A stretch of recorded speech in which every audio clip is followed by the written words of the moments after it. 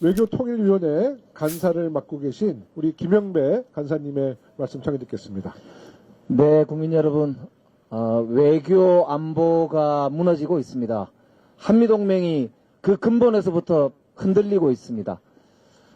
세계 각국들은 자신들의 국익을 지키기 위해서 지금 대통령뿐만 아니라 총리뿐만 아니라 기업들과 모든 국민들이 함께 나서서 자신들의 국익을 지키기 위해 사투를 벌이고 있는 이 시점에서 대한민국은 내란 속에 한미동맹의 근본을 훼손시킨 내란 속에 군동원을 통해서 북한의 군을 자극해서 오히려 외환을 유치함으로써 남북 간의 긴장을 유발시켜서 한미동맹의 근본을 뿌리채 훼손시킨 내란 속에 윤석열의 탄핵 문제로 인해서 대한민국의 국익이 정말로 백척간두에 서 있는 심각한 위기의 상황을 맞이하고 있습니다.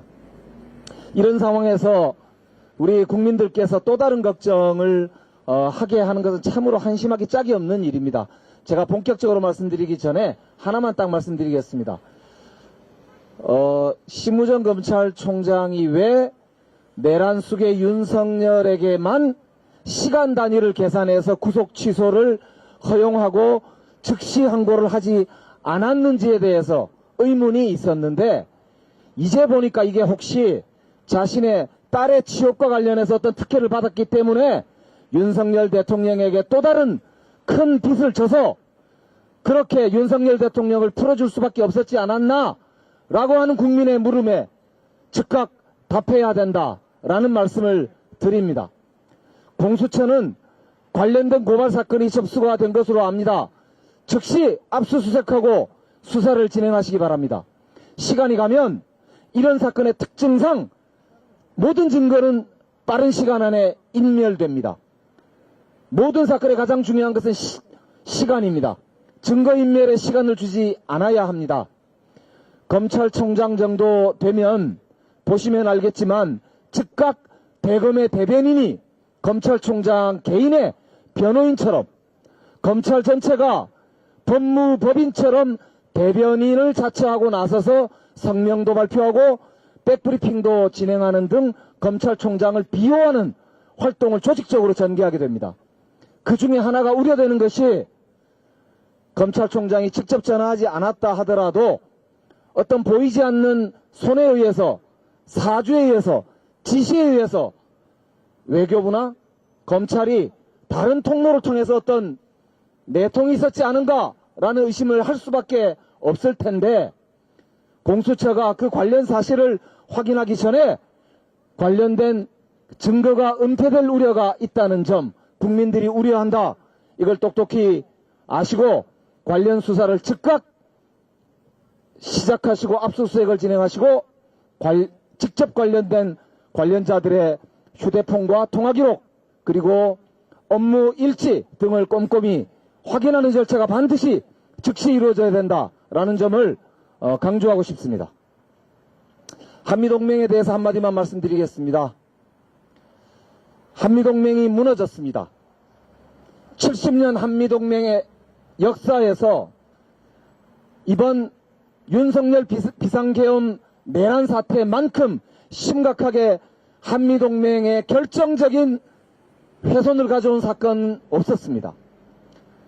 전시에 현재 대한민국의 군 통수권은 주한미군 사령관에게 있게 됩니다.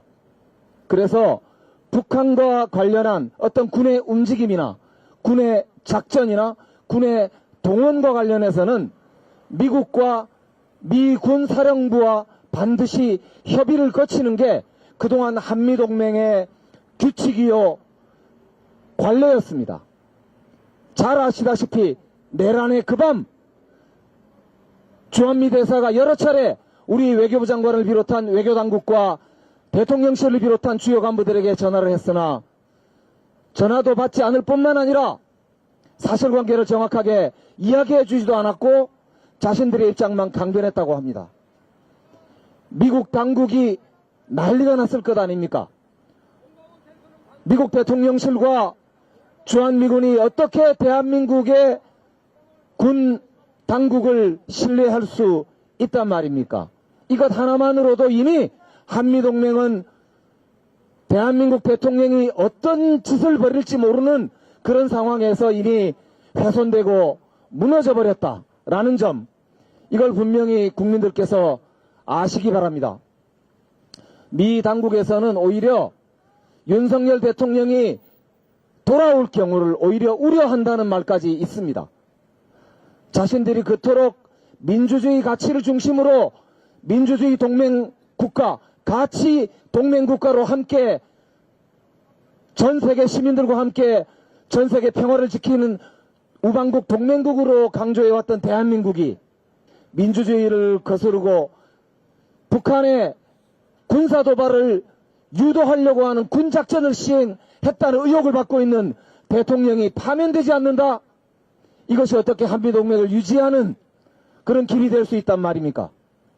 자, 이제 한미동맹을 유지하고 한반도의 평화를 지켜내고 전 세계 민주주의 가치를 수호하는 미국과 한국의 동맹의 관계를 유지하기 위해서라도, 회복하기 위해서라도 윤석열 대통령은 즉각 파면되어야 한다, 이렇게 말씀을 강조해서 올립니다.